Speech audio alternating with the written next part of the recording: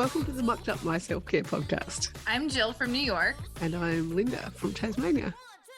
We are two moms from opposite sides of the world who are living, demonstrating, and helping moms across the world build their self-care asset bank. Ready to dive in? Messy, interrupted, imperfect, and most of all mucked up. Let's get going. Are you ready? Let's go, she says. Yeah. Let's go. Hi, Linda. Good morning. Good evening here. Oh, yes. Yeah, we're on Friday, you're on Thursday. Yeah. That funny time zone thing. But there's many things that remain the same. We're still mucking up all the things. All the highs, the lows, and everything in between. So why don't you kick us off? Okay, let's do this. We're gonna start with our high because it happened yesterday and our low happened today. So we'll go in chronological order. Yesterday was Declan's birthday. So he turned 3 yesterday. Oh my goodness, I missed it. Oh my gosh. It's okay. It was a good day. We took him to Chuck E. Cheese and we went and played, and we had my sister and her boyfriend come with us, and it was wow, so much fun. Yeah. Oh, and we did like a mom and son breakfast in the morning. So it was a very special day. Oh, he must have been just over the moon, overwhelmed, and he didn't nap well at the babysitter's because he was so excited. First thing he said when he woke up yesterday, "Mommy, we go to Chuck E. Cheese now." Yeah. Like, try in like 12 hours with your dad home. Welcome to 3. It was good, but it was a really fun day for everybody. So that was my high. Awesome. And the low. It's been hot this week. So we've been playing outside after work, and he gets home from daycare, babysitter, and going and playing in the sprinkler in the backyard. A splash pad, like it's got a pool in the center, and then like it fills up with water on the outside ring and fountains water into it. And he loves it. He runs and then dives into it and slides across and whatever, having so much fun. Today it popped. So it didn't work anymore. And then I went to go grab the slip and slide that we had, which also has a thing at the end that's the same as the splash pad. And then it popped, and these were in like 10 minutes of each other. Oh my gosh. So then we had this biggest tantrum ever. We wanted to go with the sprinkler, but the last one we had was not big enough for his liking, so we had to run to Target and go buy a new one, and then I broke the hose. Oh gosh. Yeah. It was a low for all of us. Yeah. Even my husband and my father, who got phone calls of me screaming and hollering, I needed this done yesterday for my toddler. It's hard when you break things at 3, and it's also hard when you break things at 33. It's like no different, really. Let's be honest. Especially when the 3-year-old's already having the tantrum. Yeah. You're like, can I just join in? Oh no. Fun stuff. Anyway, we'd love to hear yours now, Linda. After that, oh goodness. Well, I've been humming along, getting busy, doing things, moving some stuff along, which is necessary and overdue and very humbling at the same time. And I've realized that it's actually school holidays at the end of next week. All of a sudden, I feel like they just had school holidays. Oh my gosh. Yep. So they're going into their term 3 because we have the start of the year. Yeah. So our school year starts in January, February, and ends in December. So we're halfway through. Yep. And it's a high and a low because in school holidays, don't have to rush out the door in the morning, which is nice. Don't have to worry as much about bedtimes, which is nice. The older boys help occupy the younger two, which is also nice. Means I do get little chunks and pockets here and there. So it's a bit of a mixed thing. At the same time, I know that my time needs to be used differently in school holidays. So while I might have little pockets here and there, it's just different. It's a little bit more interruptions. There's a little bit more planning required, and they need a little bit of my time and their time, and just school holiday relaxation time as well. So yeah, there's lots to think about there. Oh yeah. A lot of Tetrising now. Indeed. Yeah. And that leads us very well into our topic today, doesn't it? Yes. So, how are you divided up? How am I being divided up? Oh, into thousands of tiny little pieces. Yep. As she looks behind and this one needing to go to sleep. Why don't you start the ball rolling? Oh my goodness. How are you being divided up right now? Wow. Big experience. It's hysterical because it's like I'm always being divided up when we record. But we're never going to be divided up. But like right now, as we're recording, it's bedtime for Declan, and my husband is putting him to bed, and now he's having a tantrum. So my head is half here in this conversation and half like, should I be upstairs taking care of that? So mentally right there, I'm being divided up like ridiculous in all the things. But even to get down here to record, what did I do before? I had to make dinner, clean up dinner, feed everybody, which I don't think I fed the dog. Definitely forgot to feed the dog. Yep, Still had to clean up messes from the kid and the dog. Yep. And get work messages because of time zone people now. And then alarms to be like, podcast time, let's go.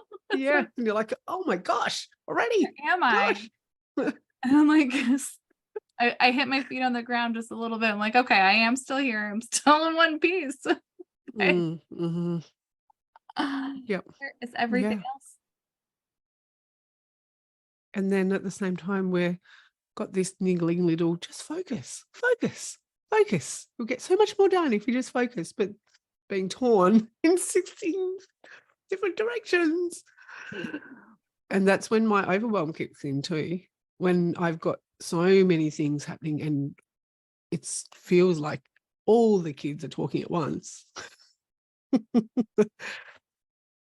And then that's very easily for me to want to have the temper tantrum, and often sometimes do as well, because it's just, how is this even possible? And I know that this is something which I've observed and witnessed with people, I guess, who may not be in the child mum space yet, but maybe look after children for a good, whether it's nieces or nephews or daycare, childcare, little brothers and sisters. There's lots of different scenarios, right? I think there's a big difference in the fact that when they switch off or walk away or go home, essentially they can take more of themselves than we can if we go to a retreat or go to bed or go shopping on our own. We're never fully taking all of ourselves when we leave that front door. I think there's a percentage of ourselves, depending on what else is happening, there's a percentage of ourselves that we have with the kids and parenting and the general running of the house and the mental load stuff of, I've got to name the kids' jumper so that they don't lose it again, or I've got to pack lunch boxes tomorrow, and what's my meal plan this week, and what's going on with work, and how am I going to get my toddler to sleep tonight because they had a late nap today, or what am I doing about toilet training? There's this huge list, if I'm not careful, of things that run through my head all day. For sure. Mhm. Yeah. Can we actually switch that off? Is it possible? Can we go on You want to? airplane mode? Like, that's what I want to do, is go on airplane mode. Yeah.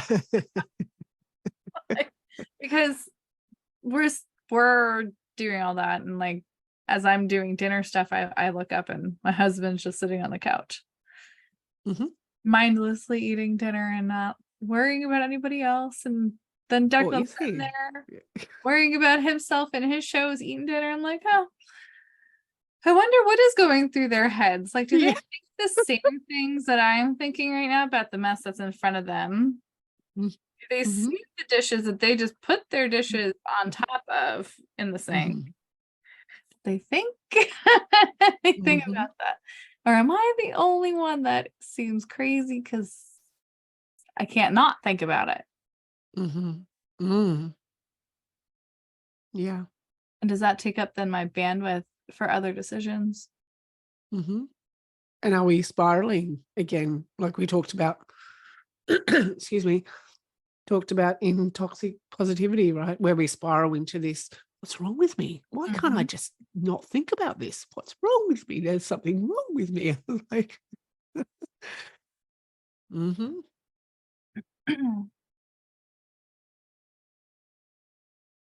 And I try to not think about it.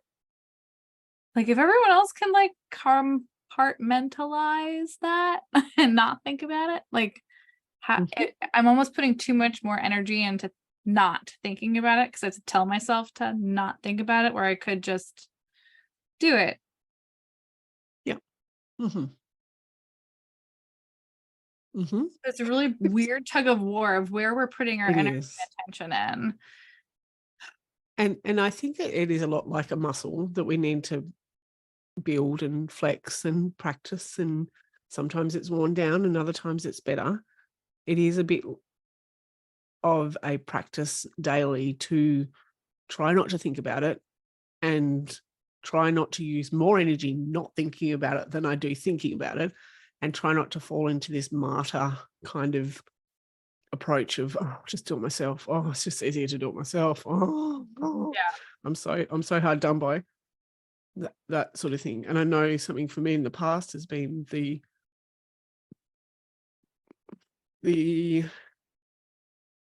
delegation of tasks so that I don't feel so divided up, and being able to delegate something and know that it's in some way completed. So if you're delegating to the kids to unpack the dishwasher and they only unpack half of it, you sort of feel a little bit divided there, because do I spend the next 5-10 minutes arguing about this because they're tired and hungry and I'm tired and overwhelmed and really divided up? Do I spend that 5-10 minutes now? Generally, it would be a bit of argy-bargy, just from experience, knowing the different approaches. Do I spend that next 5-10 minutes trying to get them to unpack the rest of the dishwasher, or do I just do it myself? Yeah. Division of and I feel like there needs to be some flexibility there, because sometimes they are just completely overloaded, overwhelmed. Yeah. Sometimes I want to teach them kindness more than teaching them how to unpack a dishwasher. I want to help them Yeah. naturally, instinctively as a mother. However, we can't help everything and everyone all of the time when we're already feeling really divided up. Right. How are we going to replenish that energy Yeah. to be able to Mhm. do that? Can't exactly meditate on a cushion for 8 hours a day. We're being divided up. Where's that time? What about when it comes to work? See, that's what I'm like on right now in my train of thought too is like I see I have the ability to have someone take him out of the house for me where I drop him Yeah. off someplace. Mm-hmm. So I get the chance to be separate. And I try to make that an actual separation where I leave the house, come back in, and I pretend I went to work, and there's a division in my head of what is around me because I go to a separate room of my house. So I like put myself in that space to not feel divided. And then I take myself away from it when I'm with family time. So I'm not feeling divided into work stuff also.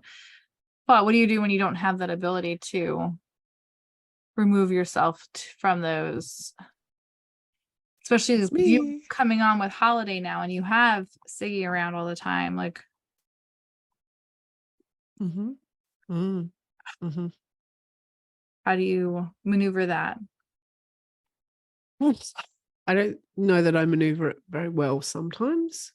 I have tried for several years to switch on and off far quicker than I can actually realistically do it. I need to still work on accepting the fact that it's not just a flick on, flick off, flick on, flick off, flick on, flick off. You need There's the ramp, the on ramp. Yeah. Mm-hmm. Mm-hmm. So sitting down to do something for 10 minutes sometimes can take a bit of mind work and practice in order to make the journey to get there. And that's been hard to navigate at times. It's definitely still a work in progress. For a very long time, I really wanted it to be a flick switch. And I tried to force it to be a flick switch. And that actually wasn't very helpful at all because put more pressure on yourself because you're like, why am I not pressure. getting into that spot? Yes. And it's helped me to divide my stickies at times into, okay, on this section, I'm going to have 5-minute tasks. On this one, here are more of the long-term projects, which require a lot more bandwidth and brain power. And over here, there's some things which are more like the house tasks. And maybe that's also where we fall into, well, speaking from experience, where I fall into a trap. If I do have low bandwidth, I do probably tend to focus and hone in on some of the housework stuff. At the same time, and the revelation, even right now, as we're speaking, is the housework is unsatisfying for me. So my low bandwidth is getting even lower because I'm unsatisfied and unnourished and not taking care of myself. Yep. So it becomes this dual spiral, if you like, when actually if I've got low bandwidth, I might not think that I can achieve a walk or something. However, that's more of a mind stuff up than anything, because taking a walk would only increase the bandwidth, which then meant I could focus on some of the work tasks, which are much more nourishing, instead of trying to scrub the windows again from the toothpaste smeared on them again.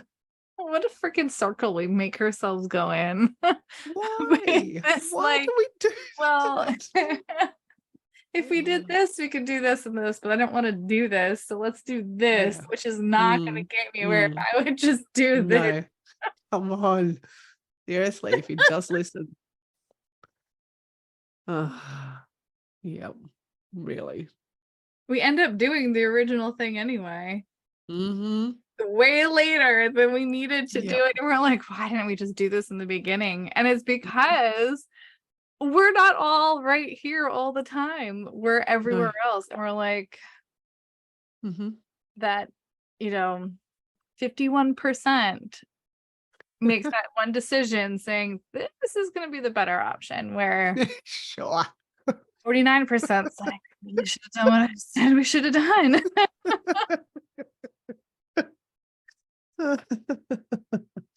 So really, in answer to the question, can we ever not be divided up? No. And we've just done the same. We've just done the same thing. We've just talked about it.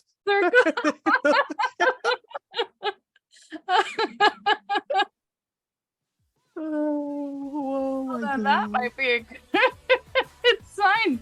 Let's just stop here, right? Yeah, let's see you next week. Oh. We hope you can unstuck your mug. Unstuck my mug.